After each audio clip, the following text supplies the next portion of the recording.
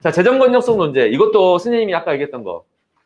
진짜 제시문의 정교한 독해에 기반해야 되고 여러분들한테 제시문을 그냥 주시는 게 아니란 말이야. 그러면 밑줄 친 부분과 같은 의사결정에 공통적으로 어떤 문제가 있는지 설명할 때 위에다 선생님 뭐라고 써놨어? 구체적 수준의 제시문 정보에 천착해서 딱 달라붙어서 문제를 풀어야 돼. 알겠지? 그래서 여러분들 여기서 공통적으로 어떤 문제가 있는가라고 하는 거를 되게 추상적으로 생각을 전개해 가면 안 되고 이 제시문의 핵심 정보에 기반해서 거기에 딱 달라붙어가지고 직접적인 문제점을 추론하고 그 다음에 봐 얘들아. 어떤 문제가 있는지 설명하시오라고 하면 이제 학생들이 이렇게 구별이 돼. 어떤 학생들은 말 그대로 문제만 기술하고 끝나는 친구들이 있고 근데 교수님 저는 이런 학생입니다. 저는 어떤 현상에 대해서 문제가 인식되는 순간 자꾸 원인이 떠오릅니다. 저는 그런 학생이에요. 이런 답변이 또 있을 수 있어. 그치? 그렇잖아. 그러니까 선생님이 여러분들한테 필요에 따라 여러분들의 논의를 보완할 수 있는 거거든. 이것도 보완이야. 그치? 문제 상황에 대한 진단이 됐고 설명이 됐어. 어떤 문제가 있다라고 볼 수 있어. 그러면 얘들아 이 문제가 왜 발생했을까라고 하는 거는 자연스럽게 의문이 들어야 되는 거 아니야? 이런 사고 습관을 가진 학생들을 좋아한다고 서울대가. 물론 논의의 핵심은 뭐야 얘들아? 어떤 문제가 있는지를 설명하는 거, 어떤 문제인지를 정확하게 밝혀주는 게 중요한 거야. 일반화시켜가지고. 그리고 뭐야? 다시 그 사례에 들어가서 생각해보면서 이런 문제를 발생시킨 원인이 무엇일까까지를 설명해주는 게 이 문제는 중요한 거야. 서울대 문제를 연고대는 큰일 난다. 연고대는 자 문제 대기한 다음에 제가 원인까지 한번 생각해봤습니다. 탈락. 딱 시키는 것만 해야 돼, 연고대는. 그래서 서울대 준비한 친구들이 실수하면 안 되는 게 뭐냐면 연고대는 논제가 지시하고 요구하는 거에만 딱 칼같이 지켜가지고 답변해야 되고 그 다음에 정답성이 굉장히 강하다 그랬지? 근데 서울대는 아무튼 여러분들이 좀 문제가 열려 있으니까 논의를 여러분들 여기까지 가져갈 수 있어.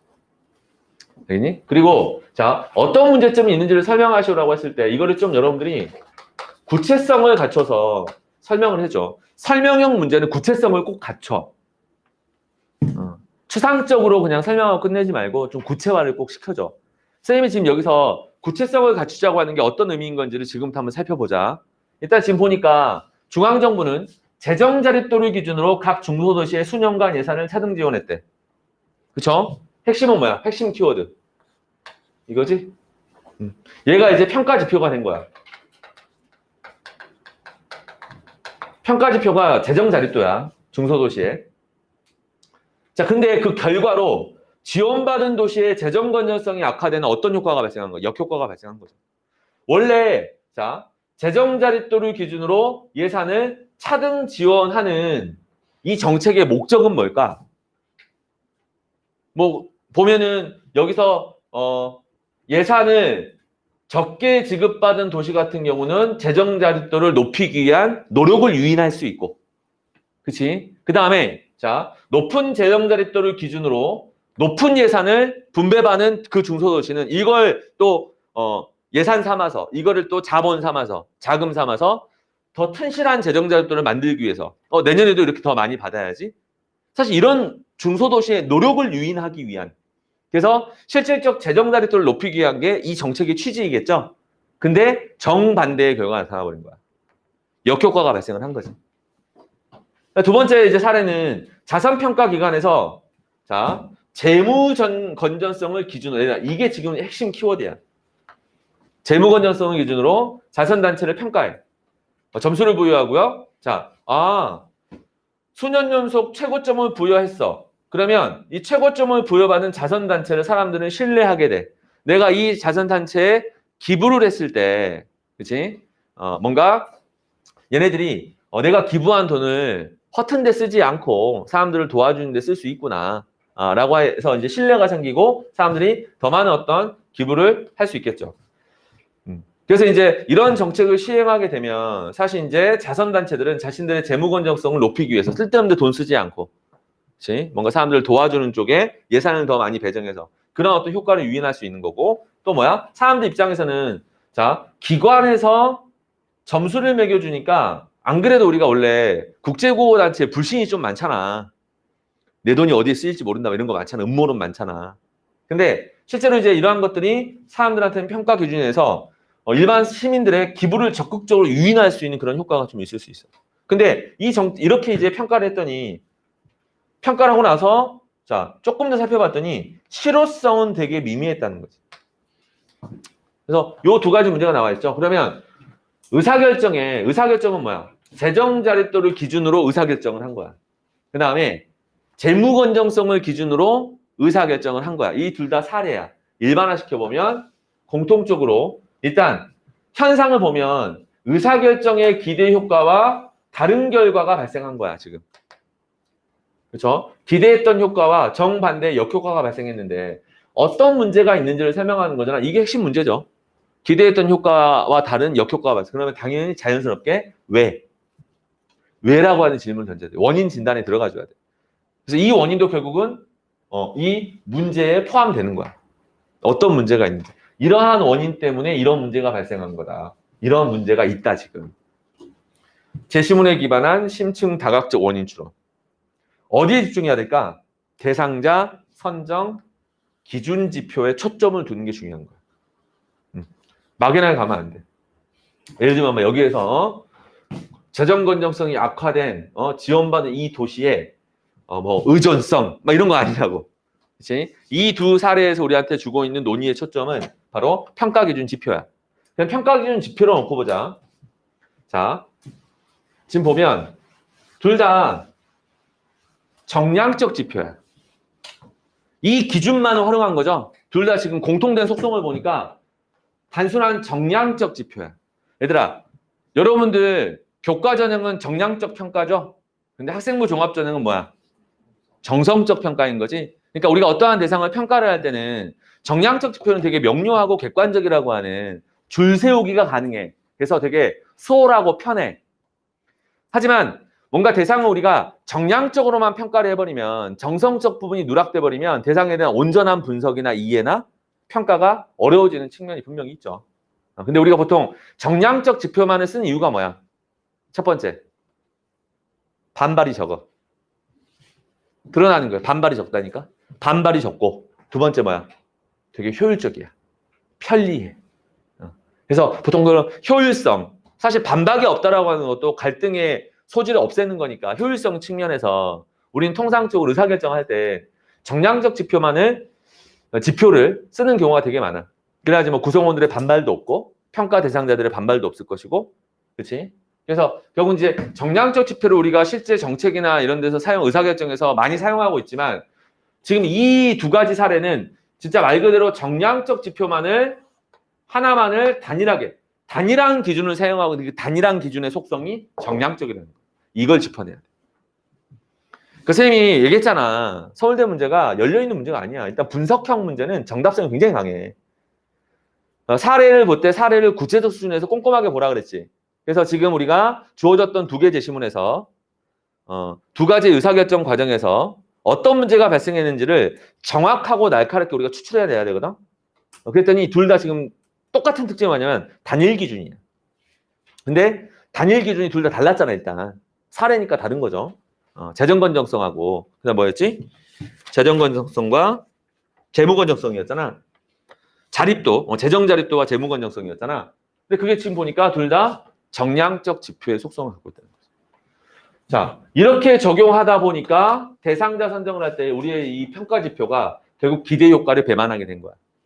배반하고 역효과가 발생하게 된 거죠. 그러면 자, 여기까지만 설명하지 말라는 게 아까 선생님의 구체화야. 얘는 결론이야. 결론적인 일반화 결론을 뽑은 거고 여러분들이 자, 구체화시켜. 자, 즉 이 지금 두 가지 의사결정 과정에서는 정성적 지표의 필요성을 간과했다는 거죠. 예를 들면 선정 대상자의 의지, 태도, 노력. 그렇지? 정성적 지표의 필요성을 간과했다. 그 다음에 이제 두 번째, 대상자 선정의 목적, 실질 효과 달성을 위한 선정 지표가 다양할수록 우리가 더 정확한 선정을 할 수 있는 건데 지나치게 단일 지표를 적용했다. 정성적 지표를 간과했다. 좀 이제 구체적 설명을 해주고 여기서 더 구체화시켜. 가와 나에 또 이거를 적용시켜보는 거야. 그러니까 이거는 사실 무슨 뭐 논증은 아니고 봐봐. 재정 자립도 강화 노력을 평가했었어야 돼. 노력이니까 뭐야 얘들아? 정성적 평가예요. 그래서 물론 정성적 평가라고 하는 게 지표화 안 되는 건 아니야. 이 노력의 정도를 측정할 수 있는 기준을 좀 만들어가지고 얘를 좀 단계적으로 평가하는 거. 이 노력에 대한 평가 지표, 과정상에 있어서 이 결합이 필요했다. 근데 어때? 결합하지 않았지. 그래서 이런 문제 발생한 거다. 이해돼? 그 다음에 두 번째 사례 같은 경우는 자, 실효성에 대한 평가 지표가 필요했다는 거지. 단순한 어떤 재무 건전성이 아니라 실제로 얘네들 같은 경우는 자선단체니까 결국은 제일 중요한 실효성의 핵심, 그치? 그러니까 이게 어떤 자선단체에서 하는 활동들이 실질적으로 사람들에게 필요한 사람들에게 효과가 발휘돼야 될 거 아니야. 재무 건전성이 중요한 게 아니라는 거지. 그래서 얘 같은 경우도 수혜자 프로그램에 실효성 평가 지표가 결합됐었어야 돼.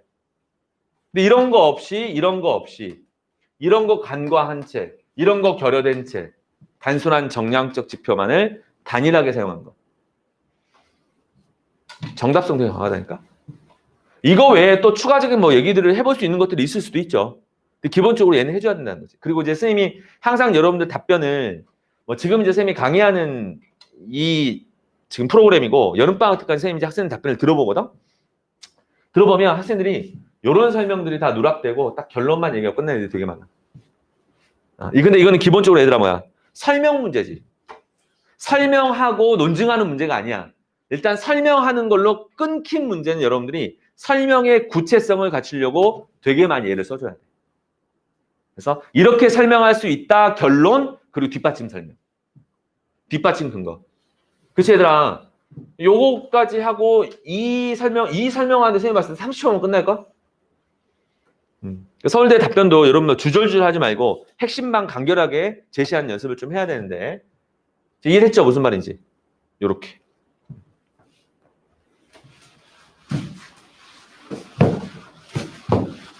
뭐 이 외에 얘기도 해볼 수 있겠지만 이게 근데 칠판 너무 마음에 든다. 얼마 전에 비싸게 바꿨거든. 아니 선생님 지금 요즘 논술 수업을 다른 학원에서 하는데 칠판이 너무 오래돼가지고 빛반사가 심해가지고 막 보고 있으면 나도 눈이 부시고 막 이렇더라고. 근데 아무튼 비싼 칠판이 얘들아. 독일에서 온 거야. 독일산 칠판입니다. 자 보자. 일단 사례를 들어보라 그랬죠? 자 가나의 문제 상황과 유사한 사례니까 가 또는 나니까 둘 중에 하나 선택하면 돼. 일단 가를 먼저 좀 살펴볼까? 단일 정량 지표를 해서 재정을 지원한 사례가 돼야 돼. 사례니까 원리의 뼈대가 정확해야 된다고. 그렇죠? 기준 하나만 사용했고 정성적인 어떤 평가 지표는 빠져 있고 단일한 정량 지표만을 사용해서 재정 지원을 했는데 역효과가 발생한 사례. 그러면 이제 이런 사례에 답변할 때 이런 답변이 제일 좋은 답변 구조야. 근데 교수님 저는 지금부터 제시문 가의 사례처럼 단일 정량 지표를 통한 재정 지원 그리고 이게 기대 역효과를 발생했던 사례를 들어보겠습니다. 이게 사례의 원리야. 사례의 뼈대고 여기 있잖아. 창의적 기발한 사례를 물어보는 게 아니고 원리에 따라 사례를 제시하고 원리에 따라 사례를 설명하는 것. 이 원리의 뼈대를 정확히 갖추는 게 중요한 거야. 그게 불분명하고 두루뭉술하니까 사례가 안 떠오르고 요상한 사례를 막 드는 거죠. 그러니까 요상한 사례를 들고 분위기도 요상해지고 면접장 분위기가. 그럼 안 돼. 알겠지? 자 그러면 자 사례 든 건 요즘에 나타난 사례 하나 이제 생각을 해보면 자 코로나 때문에 재난지원금 지금 나오고 있지. 그래서 전년도 매출 금액 일정 금액 이하인 영세 자영업자에게 재난지원금을 지급했어. 어때? 단일 지표, 정량 지표야. 이렇게 했더니 뭐야? 재난 피해가 큰 자영업자들. 그러니까 이건 목적 자체가 자 재난 피해가 큰 자영업자들의 생존을 도우려는 정책이잖아. 근데 이게 역효과가 발생해버리는 거야. 어떤 역효과? 전년도에는 매출 금액이 일정 금액 이하였는데 코로나로 이 업종이 코로나하고 뭔가 연관돼 있어. 언택트 관련된 업종이야. 올해 매출이 오히려 폭증할 수도 있는 거죠. 또는 큰 피해가 없을 수도 있어. 근데 전년도에는 매출 금액이 엄청 컸어. 근데 이게 코로나의 직격탄을 받는 요즘 엄청 많잖아. 그런 업종이야. 업종의 사업자야. 근데 뭐야? 전년도 매출 금액이 컸다는 이유 하나만으로 올해 그 누구보다 큰 피해를 받고 있는데 혜택을 못 받아. 그렇지? 이렇게 설명해 주는 거야. 역효과 설명해 줘야지. 구체성 있게. 보이죠, 지금? 그럼 어떻게 해야 될까? 얘는 정성 지표를 가지고 올 건 아닌 것 같아요. 그래서 정성 지표를 가지고 오는 것 같고, 그건 아닌 것 같고, 지표를 다양화하는 게 필요해. 단일성을 탈피하는 거야. 그래서 보면 전년도 매출 기준뿐만 아니라 전년도 대비 매출 감소 정도라고 하는 지표를 함께 결합시키는 거죠. 이중 지표를 사용하는 거야. 그러니까 얘들아, 분석이 정확해야지 문제가 풀려. 분석이 정확하고 선명하면 문제가 쉽게 풀린다니까. 그렇게 기획해서 문제를 출제하기 때문에 우리는 단일 지표라고 하는 것, 단일 지표 기준이라고 하는 것과 그 다음에 정량적 지표라고 하는 이 특징만 짚어내면 사실 여러분들이 쉽게 설명할 수 있어요. 하나 더 사례 들어보면 뭐 요즘 청년 실업 저 어마어마합니다. 지금 디즈니죠, 디즈니 미국 디즈니랜드 디즈니가 월트 디즈니사가 인원의 지금 몇 프로니 37%를 감축했어. 2만 명을 해고했어 오늘. 2만 명을 해고해가지고 왜냐면 그 폐업 상태니까. 그렇지? 요즘 그 선생님 주변에도 알고 지내는 이제 20대 또는 30대 뭐 선생님 또래죠. 왜 웃어? 왜 웃는 건데? 근데 그 친구들 보니까 너무 취업난 때문에 너무 스트레스가 심하더라고. 진짜 요즘 기업들이 지금 있는 인원도 감축해야 되는 시기니까 그 시기에 이제 사람을 뽑는 것들은 어불성설이지. 예정돼 있던 어떤 입사나 이것도 취소돼 버리고. 그래서 많이들 힘들어하는 것 같아. 그래. 프로세스도 마찬가지야. 원래 이 강의실 50명 들어가는 강의실이거든. 근데 학생을 많이 못 받아. 농담이야. 선생님은 이 사이즈가 딱 좋은 것 같아. 수업할 때. 자, 해보자. 사례. 실직 상태의 청년들에게 구직 지원금을 지급하여 빠른 구직을 지원하려고 하는 경우. 자, 얘는 이제 어떻게 선생님이 역학과를 만들어 볼 거냐면, 아까 그거. 첫 번째 사례에서 구직 의사가 별로 없는 청년들까지 구직 지원금을 받아서 오히려 구직 의사를 감퇴시켜요. 그러니까 실직 상태의 청년들. 근데 이 실직이 왜 실직 상태일까라고 하는 거에 정성적 평가가 빠져 있는 거야. 그래서 실직 상태. 그래서 보통 이제 우리가 취업을 하게 되면 회사에서 여러분들을 고용보험에 가입을 해. 그럼 정부로 자동으로 다가. 그러니까 내 신분을 위장하고 취업하지 않는 순간 내가 어딘가에 취업을 해서 고용돼서 일을 하게 되면 정부가 다 알아. 어디서 뭐 하는지 다 알아. 자동으로 등록이 되거든. 그래서 아무튼 이제 실직 상태의 청년들에게 구직 지원금을 주는, 예를 들면 아까 얘기했던 것처럼 자, 이 실직이 왜인지도 되게 애매하기도 하고 애초에 구직 의사가 없을 수도 있잖아. 그 다음에 또 뭐야? 실직이라고 뜨지만 사실 얘가 뭔가 파트타임 아르바이트나 그렇죠? 얘가 지금 뭔가 경제 활동 행위를 하고 있다라고 하는 것들이 객관적으로 증빙이 남지 않는 경제 행위들도 있거든. 되게 많아.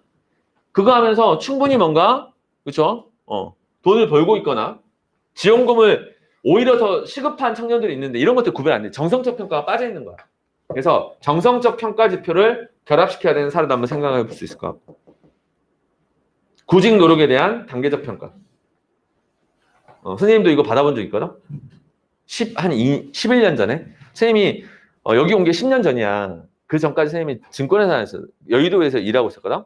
근데 이제 여기를 이제 오는 과정에서 한 3개월쯤 이제 좀 텀이 있었어. 그러면 이제 선생님 실직 상태니까 이제 실업급여가 나와요. 요 건물 9층에 있는데. 그래서 가면 이제 그 한 달에 이제 뭐 돈을 좀 받아. 내가 받았던 급여의 70%를 받게 되는데 근데 그냥 안 줘. 증빙을 해야 돼. 내가 어디에 취업 전서를 냈고 그래서 막 명함 줘야 돼. 어디 내가 구직활동 갔다가 받아온 인사팀 명함. 내가 어느 회사에 나 좀 뽑아달라고 보냈던 나의 이력서, 이메일. 이런 나의 구직의 노력을 다 검증해. 그리고 그날 또 교육도 받고 가야 돼. 2시간 동안 앉아가지고. 아무튼 선생님도 경험이 있어. 물론 선생님이 이제 비자발적 실업은 아니고 자발적 실업이긴 했지만 자발적 실업. 진짜야. 잘린 거 아니야. 선생님이 자발적 실업한 거야. 그래서 구직 노력에 대한 정성적 평가 지표. 이렇게 풀어야 돼. 무슨 기발한 답을 요구하는 게 아니라니까. 지금 딱 뭐야 느낌이. 원리의 뼈대를 정확히 잡아야 돼. 이 제시문의 정보와 질문이 묻고 있는 거에 내가 답을 구성하는 과정에서 출제자가 의도해놓은 논의의 틀을, 논점을 정확히 붙잡고 문제를 풀어가야 된다. 지금 그거 측정하는 문제. 작년 기출 문제. 선생님이 어제 강조했잖아. 일단 그게 핵심이라고. 하나 더 들어볼까? 자, 등급 순위평가 단일지표. 그래서 보통 이제 성평등지수를 평가할 때 기업체나 아니면 어떤 공무원 기관 단체들 성평등지수 평가할 때 성평등교육에 참여한 인원수 조사한다? 그래서 성평등교육에 참여한 인원수가 많으면 높은 성평등지수. 교육받았다고 다 성평등지수가 높아지나? 아니겠지. 형식적 참여, 수동적 참여. 참여 지수는 낮지만 기관 내에서 성폭력 대처가 엄격한 조직은 성평등 지수가 상당히 높은 조직이거든. 얘네들이 낮은 점수를 받게 돼버리는 거야.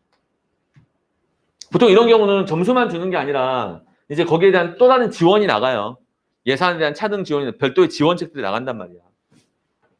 해결 방안 또한 다양한 평가 지표 결합해야 됩니다. 얘도. 교육 참여뿐만 아니라 성폭력 대처 평가, 평가하는 거야. 작년 한 해 동안 또는 최근 몇 년 동안 너네 조직과 집단 내에서, 그렇지? 직원들 설문조사 할 수도 있고 이런 것들 해야지. 그래야 이게 실질적인 성평등 지수가 아까 실효성처럼 실질적인 성평등 지수가 평가되는 거 아니야? 이런 사례를 또 들어볼 수도 있을 거야. 사례는 여러 가지 들어볼 수 있겠지. 근데 여러분들이 지금 사례 되는 거 좀 어려워하잖아. 이렇게 자꾸 접하다 보면 좀 수월해지고. 얘기했지. 사례의 기발함이 중요한 게 아니라니까. 원리의 뼈대를 정확히 잡는 게 중요해. 자, 고전 문제 봅시다. 2번.